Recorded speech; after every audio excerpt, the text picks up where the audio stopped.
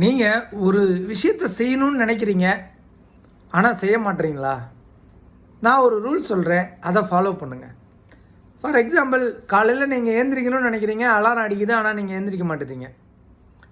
So இது என்ன அப்படின்னா, உங்கள் மைண்ட் எப்படி ஆக்ட் ஆகுங்கிற விஷயத்த நீங்கள் தெரிஞ்சுக்கிட்டிங்கன்னா இந்த விஷயத்தை ஈஸியாக நீங்கள் ஹேண்டில் பண்ணிடலாம். சிம்பிளான விஷயந்தான்.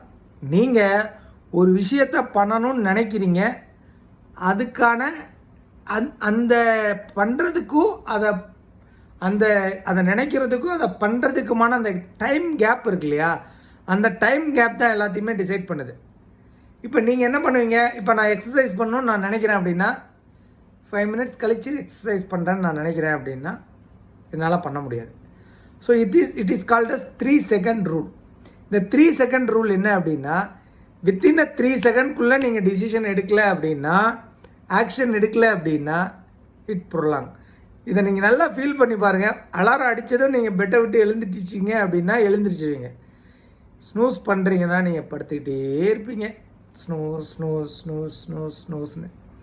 ஸோ இது எல்லாத்துக்குமே பொருந்தும். நீங்கள் இந்த 3 செகண்ட் ரூலை அப்ளை பண்ணி பாருங்கள். இதை திங்க் பண்ணி பாருங்கள். நீங்கள் எந்த விஷயத்தை செய்யலையோ அந்த விஷயத்துக்கு நீங்கள் அதை பண்ணணும்னு நினச்சி அந்த விஷயத்தை பண்ணுறதுக்கான டைம் 3 செகண்ட்ஸ்க்கு மேலே ஆயிருக்கும்.